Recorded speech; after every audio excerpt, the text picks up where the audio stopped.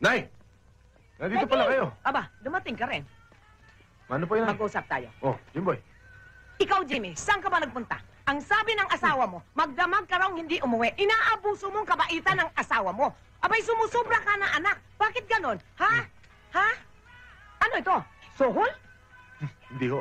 Pa-birthday ko sa inyo. Di ba malapit ang birthday nyo? Malit ito ah.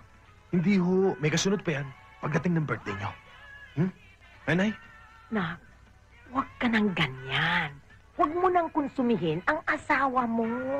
Hindi ka na makatagpo ng ganong asawa. Maganda na, mabait pa. Wala na yan ngayon. Huwag kang magpaliwanag sa akin dito. Doon ka sa asawa mo magpaliwanag. Okay na.